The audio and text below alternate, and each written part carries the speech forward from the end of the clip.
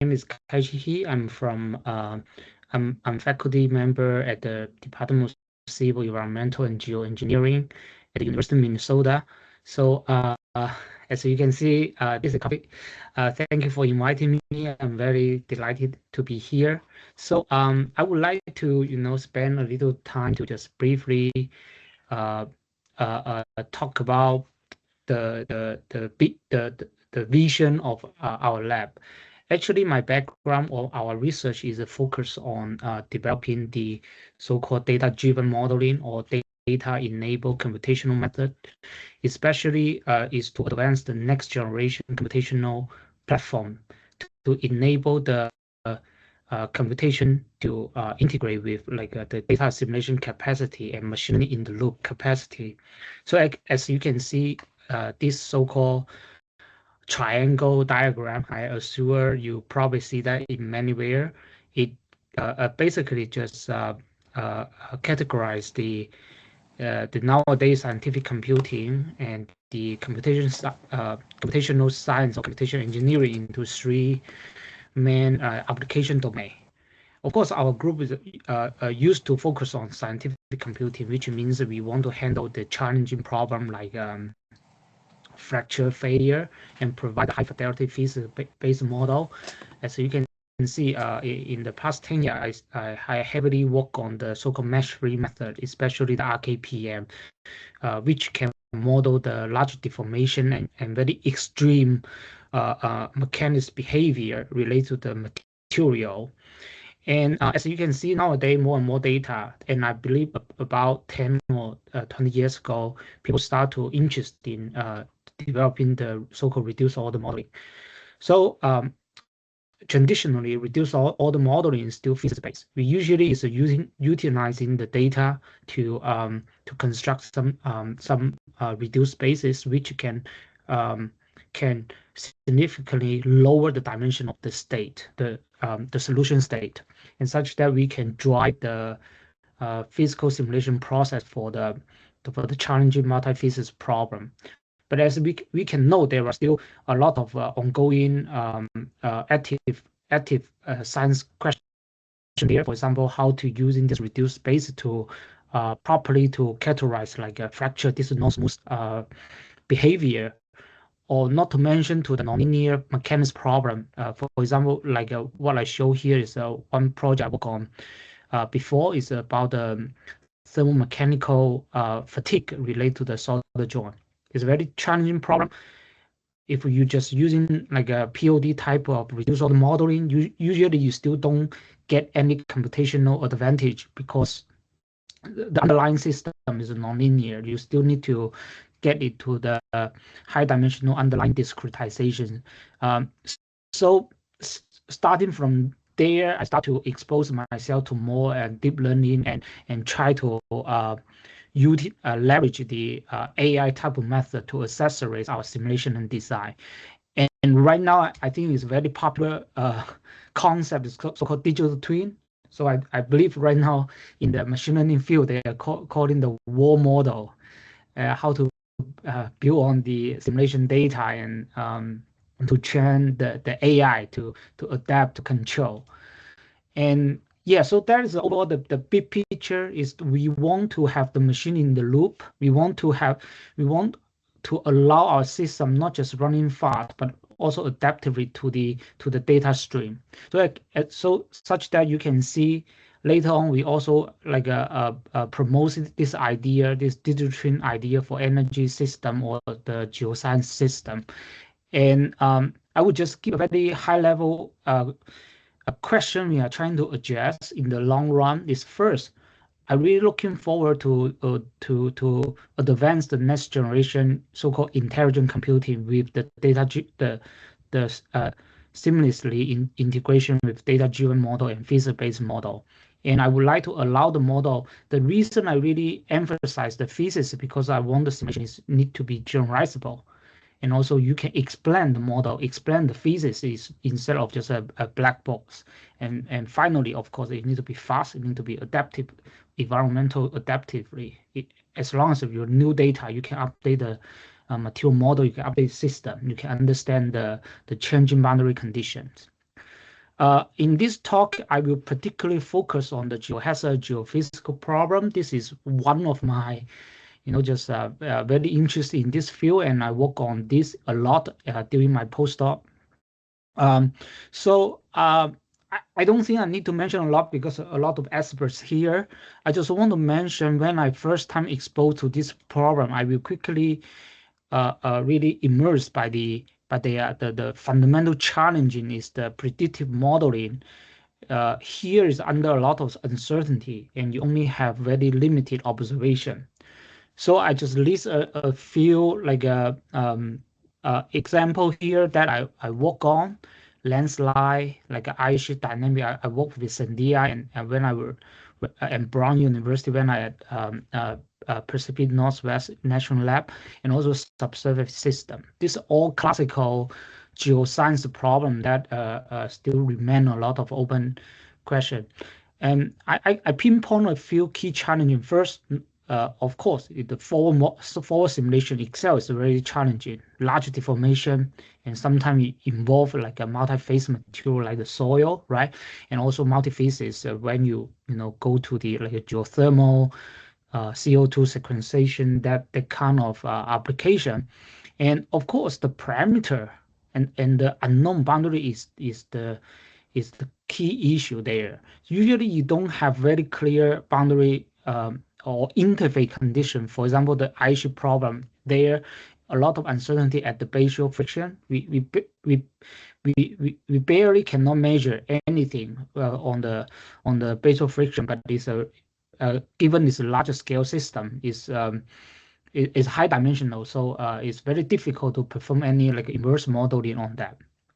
And not to mention the material itself is very complicated. It's most of the case is anisotropic and nonlinear material, and like in subsurface we care about the estimate permeability. All right, so of course I cannot, and I'm not going to solve that all in once, but the idea in our group is that we want to propose a unified approach called differentiable or machine learning integrate computational method.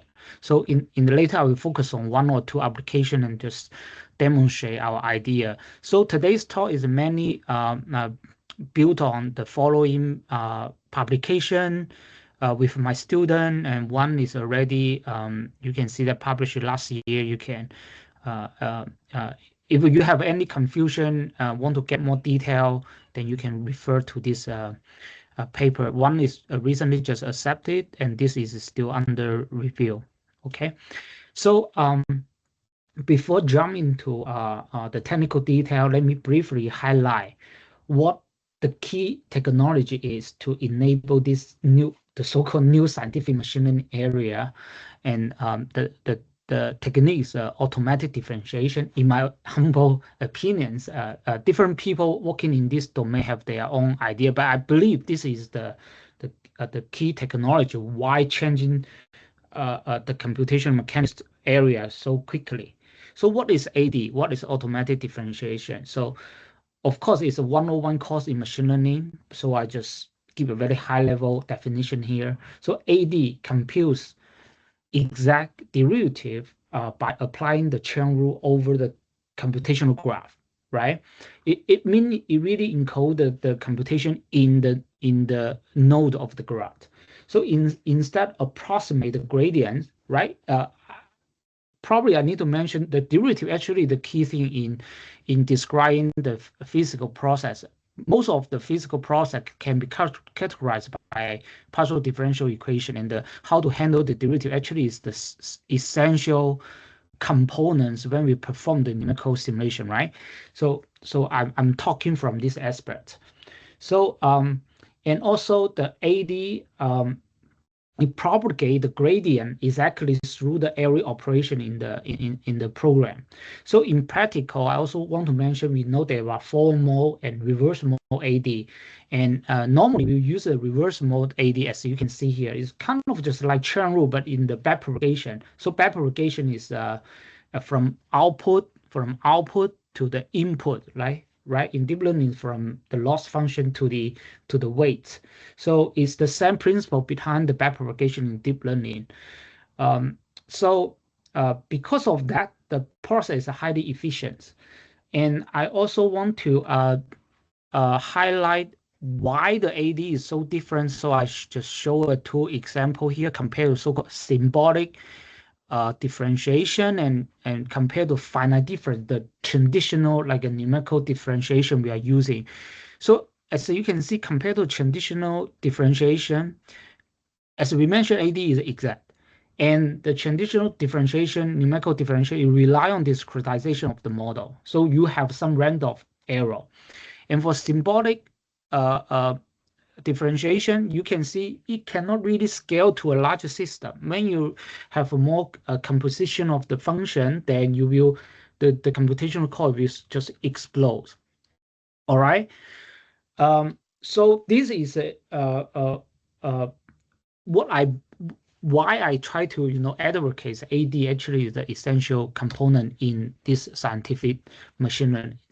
Okay, so why is so interesting? So maybe some of you already heard a lot about the physics-informed machine learning, physics-informed neural network, and starting from the rejuvenized. We usually is made the credit to Dr.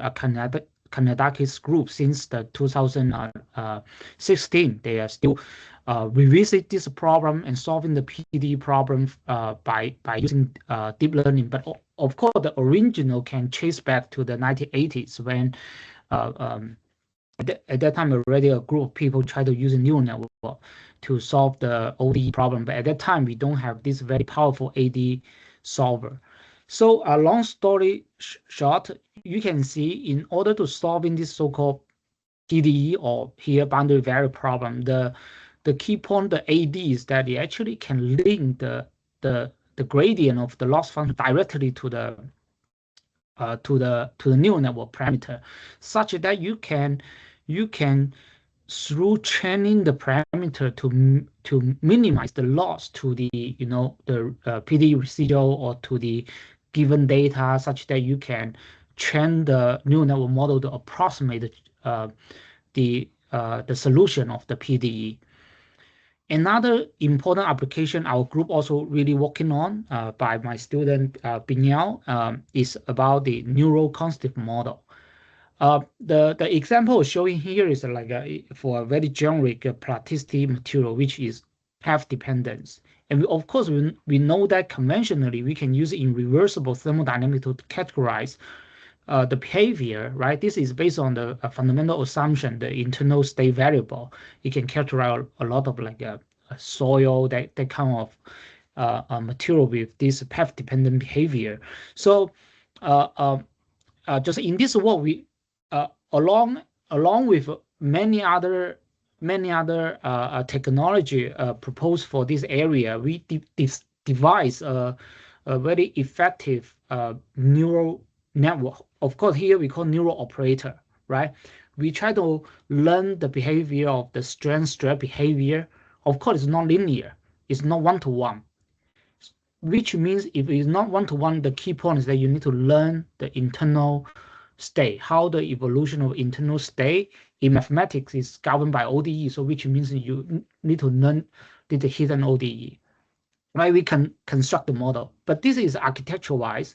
But the key point still, by using AD, actually allow you to train the model to gradually minimize the difference to the target function, and such that you have the confidence the model is really capture the behavior of the material. So so this is the second like area I'm seeing making a great progress by using this AD technique. All right, so in this talk, I will just give you some very big high level idea of what we are doing. So for example, for this finite strand model is large deformation problem, and this is a computation graph or computation framework I try to show here. So So you can see in this finite strength problem, usually the material model can be described by a energy function, right? Energy function. And we know that in traditional finite element, you always need to, compute the stress, the PK, periodical stress by taking the derivative of the this strength function. And further, if you are using Newton-Raphson, which is nonlinear finite element, you still need to take one more derivative such that you can get a consistent matrix. Otherwise, your simulation will become unstable. But you can see here as we advocate AD actually can take over this job easily.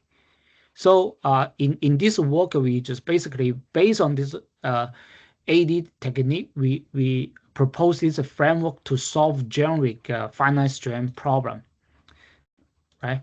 And I want to highlight again here, we can use a phenomenological based model, just like the Drucker-Prague model, just like all the hyperelasticity model, or using the data-driven concept law I just mentioned earlier, the neural cell gate model, the neural concept model. You also can plug it here. So this framework really extend the application variability for many different cases. And I haven't really detailedly